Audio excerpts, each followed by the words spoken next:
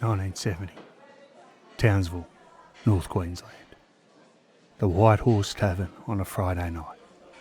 Arthur Stanley Brown sits at the bar, 3 beers in and getting loose the way men do when the week's work is done and the weight they carry starts to feel manageable. He's 58 years old, a carpenter by trade, married, unremarkable in every way that matters to the people around him. Just another working bloke having a quiet drink. Beside him, a stranger nurses his own beer. They've been making small talk, the way men do in pubs, the weather, the work, nothing consequential. But Brown keeps drinking, and with each beer, the distance between what he's thinking and what he's saying gets smaller. Then he leans closer to the stranger and drops his voice. "Those girls," Brown says. "The Mackay sisters, you heard about that?" Everyone's heard about it. Just months since 2 schoolgirls were found murdered in Antill Creek. Raped and killed and left with their uniforms folded neatly beside them. The whole city's been talking about nothing else. Police have interviewed thousands of men. The investigation is massive and desperate. The stranger nods. Of course he's heard. Brown takes another swig from his beer. His eyes are unfocused now, looking at something the stranger can't see. When he speaks again, his voice is different, quieter, heavier, like he's confessing something he's been carrying alone. "I did that," Brown says. "I killed those girls." The stranger goes very still. This is the kind of thing drunks say sometimes. Dark jokes, sick humour, meant a shock. But there's something in Brown's voice that doesn't sound like joking. Something that sounds almost like relief. Like a man finally getting something off his chest. "I took them to Antill Creek," Brown continues, the words coming faster now. "Did what I wanted, then He stops. Seems to realise what he's saying, who he's saying it to. The confession hangs in the air between them. Too specific to be invention. Too casual to be a lie. The stranger doesn't know what to say. Doesn't know if this is real or just the ugliness that sometimes come out when men drink too much. But the details Brown mentioned, those aren't things you joke about, no matter how many beers. Brown finishes his beer, stands up, nods at the stranger like they've just been discussing the footy, not child murder, and walks out into the Townsville night.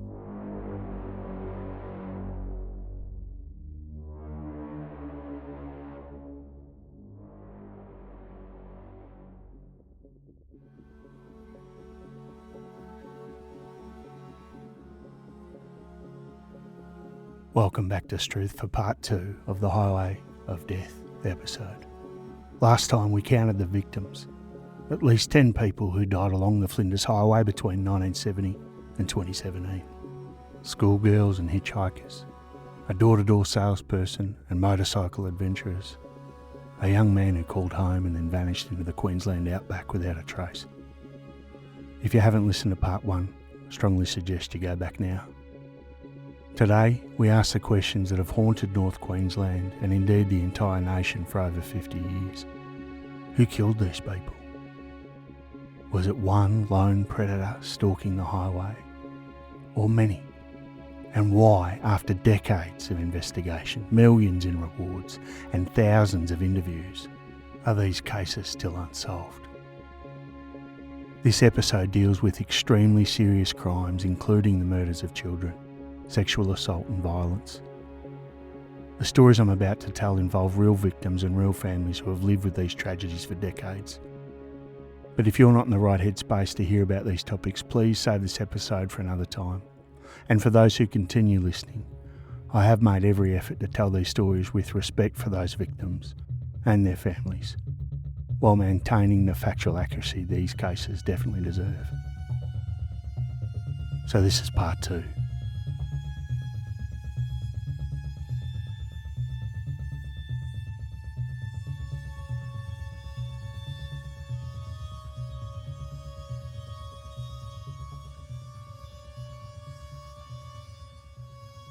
Let's start with the Mackay sisters, because their case sets a pattern that will repeat itself across the highway of death murders. Suspects identified, evidence gathered, confessions obtained, and somehow, inexplicably, no convictions. After Judith and Susan Mackay are found murdered in Anthill Creek on August 28, 1970, Queensland Police launch one of the largest investigations in the state's history. They interview over 6,000 men, every adult male who worked at the girls' school, every delivery driver who serviced the area, every registered sex offender within 100 kilometres. And one name keeps surfacing: Arthur Stanley Brown. For those of you who listened to our two-part episode on the missing Beaumont children, Arthur Brown's name will be familiar. He was, and still is, a red-hot suspect for those child abductions as well. Brown is 58 years old in 1970, a carpenter who'd worked at the Mackay sisters' school. On the surface, he's unremarkable, married, employed, living what appears to be a normal life. But people who know him, particularly those who've seen him around children, report a discomfort they struggle to articulate. Something's not right about the way Brown looks at young girls. In September 1970, just 1 month after the murders, Brown walks into the White Horse Tavern in Townsville and strikes up a conversation with a stranger. After several beers, he leans in close and makes the confession you heard at the opening of this episode. The stranger immediately reports this to police, and detectives question Brown, but he denies everything. Without any physical evidence linking him to the crime scene, without witnesses to the actual murders, the confession from a drunk man in a pub goes nowhere.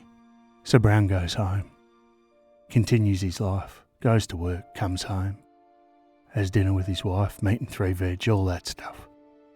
Just another carpenter in Townsville, unremarkable in every way possible, except for the secret he told a stranger in a pub in 1970. The truth had slipped out when the beer made him careless. 5 years pass, and in 1975, Brown confesses again, this time to a young apprentice working under him. The apprentice is so disturbed, he as well reports it immediately to police. They interview Brown again, and again Brown denies everything. But police keep watching him, keep building their case, because in the years after the Mackay murders, other victims come forward.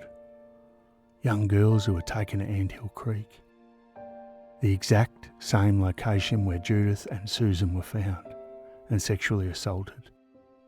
One assault occurs just 20 metres from where the sisters' bodies were discovered. The pattern is undeniable. Brown has access to victims through his work at schools. He knows Anthill Creek intimately. He has a documented sexual interest in young girls, and he's confessed to the murders twice to 2 different people years apart. The case drags on for decades, while Brown lives his life a free man. Until December 1998, when Queensland Police finally accumulate enough evidence to charge Arthur Stanley Brown, now 86 years old, with the murders of Judith and Susan Mackay. The trial begins in October 1999. It should be straightforward. Prosecutors present evidence of Brown's pattern of abuse at the exact crime scene location, his 2 separate confessions, his access and opportunity. This is the moment after 29 years when the Mackay family will finally see justice. But the judge rules that evidence of Brown's paedophilia is inadmissible. It's prejudicial, he says, might unfairly influence the jury. Without it, the prosecution's case rests on decades-old confessions that Brown has always denied in official statements, and circumstantial evidence about location and opportunity. The jury deliberates and deliberates, and finally they announce they're deadlocked. Hung jury. Mistrial. So a retrial is scheduled, but before it can begin, Doctors examine Brown and declare him unfit to stand trial. He has dementia, they say, can't understand the proceedings against him. So the retrial's cancelled. On July the 6th, 2002, Arthur Stanley Brown dies at the age of 90 in his bed, still a free man, and technically, the Mackay sisters' murders remain unsolved. He confessed twice. Investigators knew it was him, but he was never convicted.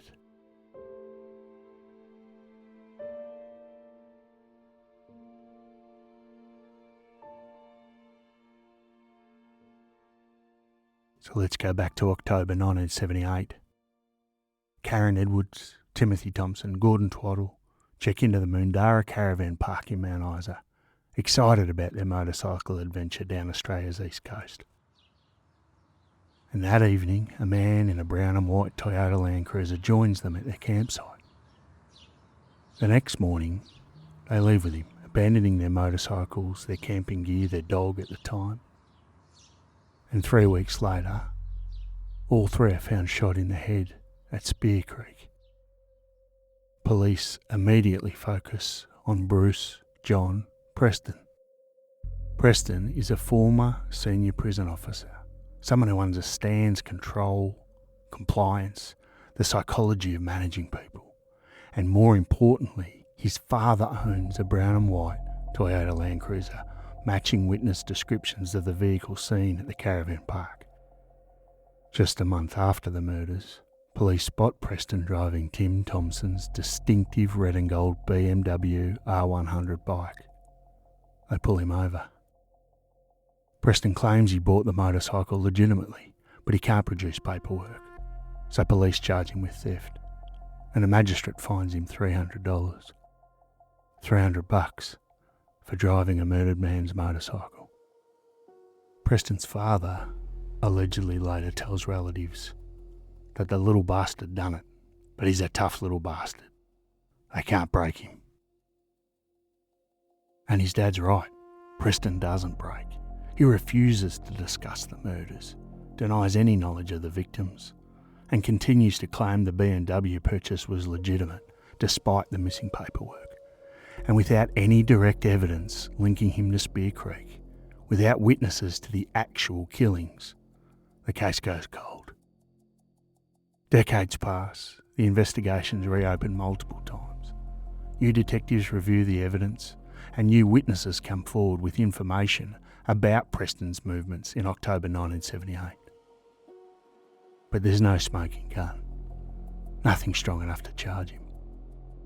Then, in 2019, police obtained covert recordings of Preston talking to an associate.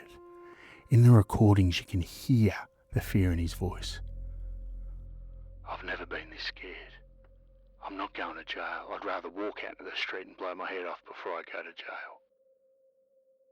Based on these recordings and accumulated evidence, Queensland Police charge Bruce John Preston with 3 counts of murder on April 2019. And after 41 years, justice seems possible. The families of Karen, Tim and Gordon allow themselves to hope. But in 2023, prosecutors withdraw the charges. Too much time's passed, they say. Too many witnesses have died. The chain of evidence has degraded beyond the standard required for a conviction. Instead, a coronial inquest is reopened. And in 2024, Preston testifies from a wheelchair before Queensland coroner David O'Connell. The coroner warns him repeatedly that he's close to perjury. The inquest continues with approximately 40 witnesses scheduled. But as of today, over 46 years after the Spear Creek murders, no one's been convicted. Preston's in his 70s now. Even if the coronial inquest finds against him, even if new evidence emerges, the question remains, will he ever face a criminal trial? Or will he die, like Arthur Stanley Brown, without being convicted?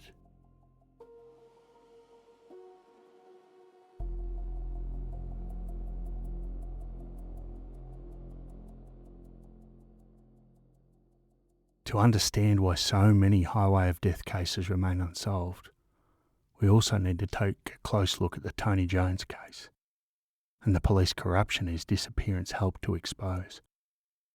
On November 3rd, 1982, Tony Jones, just 20 years old, calls his family from Townsville at 8:50 p.m. He's about to start hitchhiking the Flinders Highway to meet his brother in Mount Isa. He sounds happy, relaxed, says he'll call again when he arrives. But he never calls. He never arrives. He vanishes. Tony's family is in Perth, 5,000 kilometres away on the other side of the country.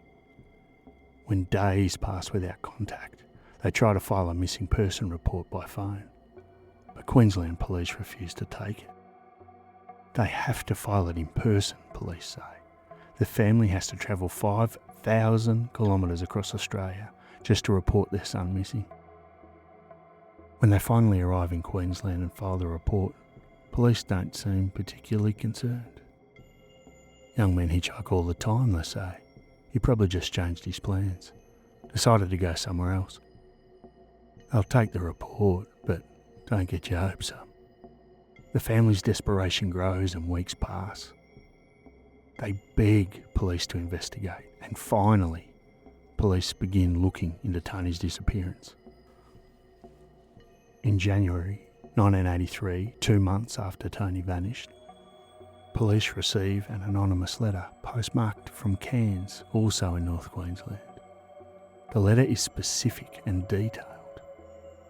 I believe the body of A.J. Jones, buried in or near Fullerton Riverbed within 100 yards west, south side, Flinders Highway, Lochiel. The mysterious letter writer knows Tony's initials. He knows he's buried, not just missing. He provides a specific location along the Flinders Highway. This is credible intelligence, the kind of tip that should trigger an immediate comprehensive search. Police conduct a 2-day search of the Fullerton Riverbed near Lochiel. They find nothing. The river had flooded recently, they say. If there was a body, the flood might have moved it. So the search is called off. Then police lose the letter.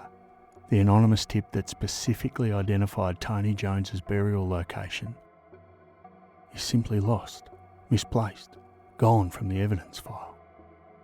The investigation stumbles forward. Key witnesses are never interviewed. A composite sketch of a suspect isn't released until 1992, 10 years after investigators first received the tip.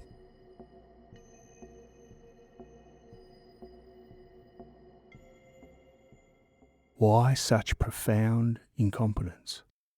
The answer, or part of it at least, comes in 1987, when the Fitzgerald Inquiry begins investigating Queensland police. The Fitzgerald Inquiry, named for Tony Fitzgerald QC, who led it, uncovers systematic corruption throughout the Queensland police force. The inquiry reveals that police were debilitated by misconduct, inefficiency, incompetence, and deficient leadership. Senior officers were taking bribes, protecting criminals, fabricating evidence, and ignoring serious crimes. The corruption was so widespread, so deeply embedded in the force's culture, that competent investigation became nearly impossible. Evidence, such as in Tony Jones's case, disappeared. Witnesses weren't interviewed. Cases went nowhere because the people supposed to be solving them were too busy covering up their own crimes. Tony Jones's case exemplified these failures. In February 2002, Coroner Ian Fisher ruled that Tony was a victim of homicide, despite no body ever being found. I find that he died on or around the 3rd of November 1982 at the hands of a person or persons unknown, Fisher said. Persons of interest have emerged over the decades. A former police superintendent, Mervyn Henry Stevenson, resembled the composite sketch. His retirement was tainted by accusations of corruption. Michael James Laundus allegedly told a cellmate in 2000, "I did a bloke out near Mount Isa. He was hitchhiking at the time and I buried him out there." Both men died before investigators could properly question them. A $500,000 reward, the highest of all the Flinders Highway cases, remains unclaimed for information leading to Tony's remains or his killer's conviction. But Tony Jones's legacy isn't just an unsolved murder. His disappearance directly inspired the establishment of Australia's National Missing Persons Week in 1988. His family struggled to get police to take the disappearance seriously. Their 5,000 kilometre journey just to file a report, the botched investigation that followed. All of it highlighted just how badly Australia handled missing persons cases. Today, National Missing Persons Week happens every year, raising awareness and supporting families like the Joneses. It's a legacy born from failure, from a system so broken it couldn't save one young man hitchhiking a highway.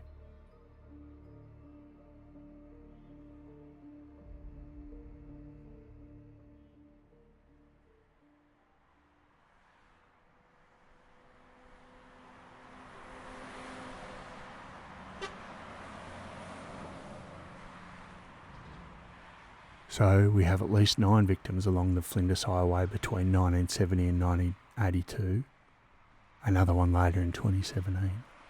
We've got suspects, Brown, Preston, and many others. We've got confessions, evidence, witness statements, but we still don't have convictions. And we still don't have an answer for those fundamental questions. Are we talking about one serial killer who stalked the Flinders Highway for over a decade? Or multiple predators who independently discovered the same hunting ground? American criminal profiler Mike King argues for multiple perpetrators. There are too many inconsistencies in the victims, the victimology, and in the locations where these things occurred. The victim ages ranging from 5 to 58 years, both genders victimised, varied causes of death, different disposal methods. All of these factors support King's argument, and it makes logical sense. Serial killers typically have a type, a preferred victim profile they return to again and again. They develop a signature, a particular method that satisfies whatever psychological need drives them to kill. And the highway of death victims don't fit that pattern. Judith and Susan Mackay were 7 and 5, just children taken from their neighbourhood, held for hours before being murdered.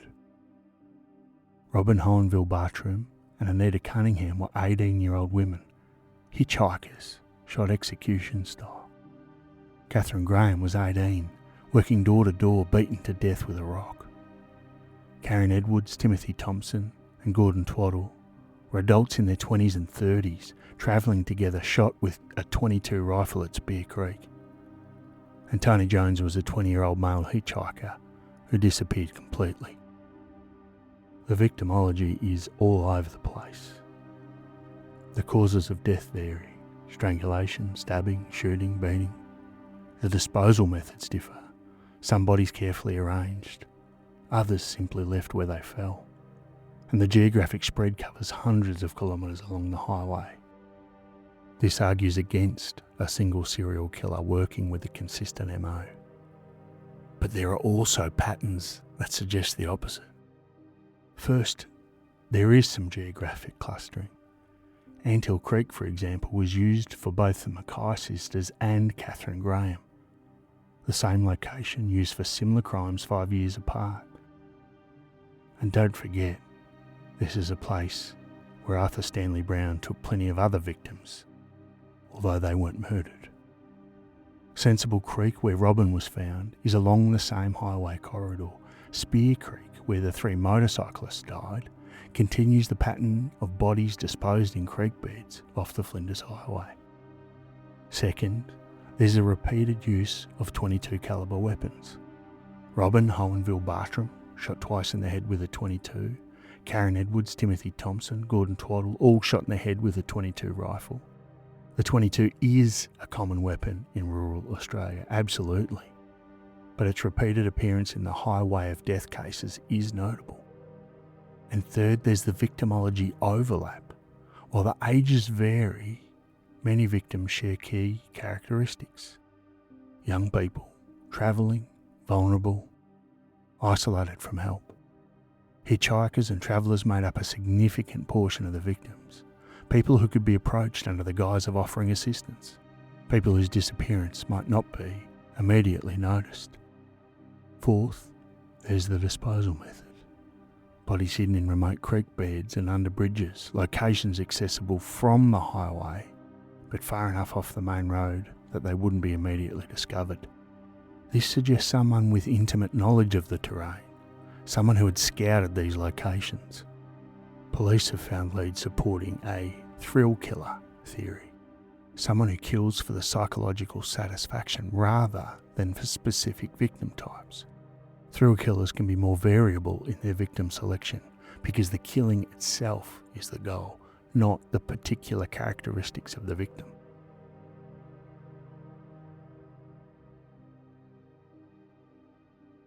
And then there's Andy Albury, a convicted murderer already serving life for the 1983 mutilation murder of Gloria Pindane in Darwin. In 2014, Albury claimed to have killed 14 people along the Flinders Highway between 1970 and 1982, including Tony Jones. His confession is largely discredited. Many of the murders he claimed responsibility for occurred when Albury was still a child. Physically impossible for him to have committed. A psychiatric assessment described him as having a fantasy about terrorising a town by committing casual, motiveless murder. Albury represents something common in high-profile unsolved cases. False confessors seeking attention, wanting to be seen as dangerous, and inserting themselves into notorious crimes. His claims have been thoroughly investigated and dismissed. But here's what makes the single killer theory compelling despite the inconsistencies. The Flinders Highway itself. This isn't a major freeway with constant traffic and witnesses. This is 776 kilometres of isolated outback road where you can drive for an hour without seeing another vehicle.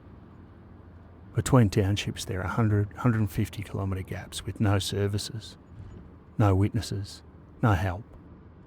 Mobile phone coverage is essentially non-existent, and in the 70s and 80s communication meant finding a public telephone box in the next town. For someone who understood this isolation, who knew where the creek beds and bridges were, who could read the rhythm of traffic and identify vulnerable travellers, the Flinders Highway offered the perfect hunting ground. You could operate for years, varying your methods enough to avoid obvious patterns, targeting different victim types, and the sheer geographic spread would make it difficult for investigators to connect the cases. So maybe there were multiple killers. Maybe Brown killed the young girls he had access to through his work. Maybe Preston killed the motorcyclist at Spear Creek. Maybe someone else entirely killed Robin and Anita. And maybe Tony Jones was murdered by yet another predator. Or maybe one person understood how to exploit the Flinders Highway's isolation, varied his methods enough to confuse investigators, and killed at least 9 people over 12 years before stopping, or being stopped, by death or incarceration. We don't know. After 50 years of investigation, we still don't know. The cases we've discussed so far on this episode span from 1970 to 1982. But as we learned in part 1, the highway of death didn't stop claiming lives in 1982. In 2017, 35 years after Tony Jones vanished, the Flinders Highway took one more life under circumstances so different they divide investigators on whether it even belongs in the highway of death category at all. New Year's Eve 2017, 22-year-old Jaden Penno-Thompson and his friend Lucas Tattersall drive 2,300 kilometres from Newcastle to Queensland, carrying quantities of MDMA, ice and ecstasy. Coroner Nerida Wilson ruled in 2021 that Jaden died from exposure while severely drug affected, but Jaden's mother Rachel Penno disputes his finding. She firmly believes Jaden was murdered over drug debts.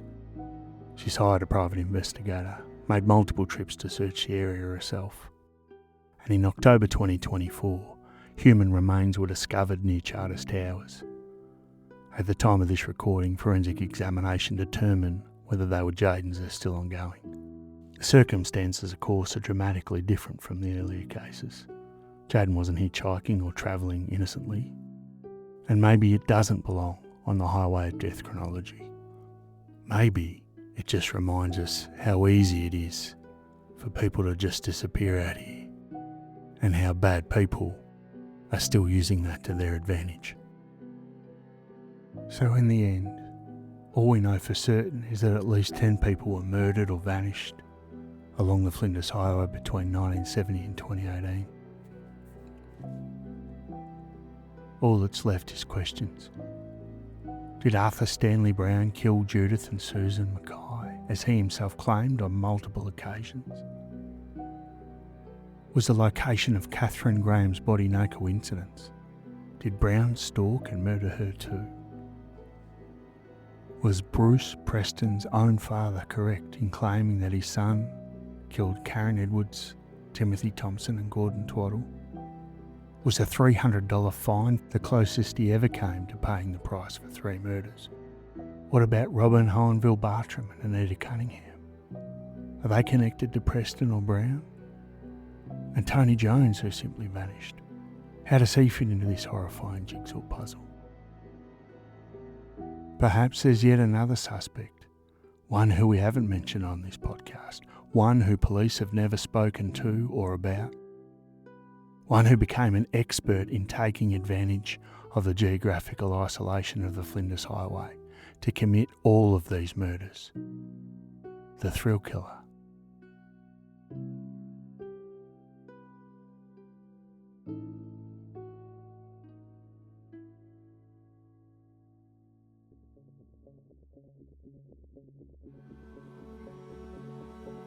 The families of the Highway of Death victims have lived with these questions for decades. The Mackay family, who watched Arthur Stanley Brown die free at the age of 90. The Jones family, who inspired National Missing Persons Week through their suffering. The families of Robin, Anita, Catherine, Karen, Tim, Gordon. All of them waiting for answers that may never come. And more recently, Jaden's mother, convinced that he was murdered. As Tony Jones's brother Mark asked in 2019, if the same person did these completely random killings, why stop? Was he in jail? Did he go to ground? Or is he still out there waiting for the next victim? The road offers no answer. It never has. Struth.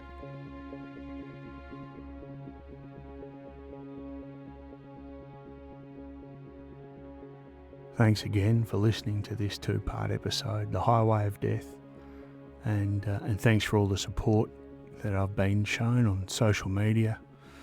If you love perplexing Australian mysteries, make sure you subscribe or follow.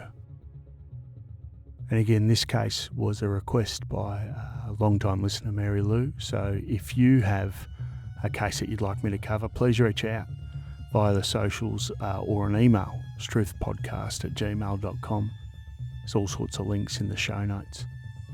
Thanks again for listening, and next week we'll be back with something a little bit spooky. So I look forward to catching you then. Cheers, bye.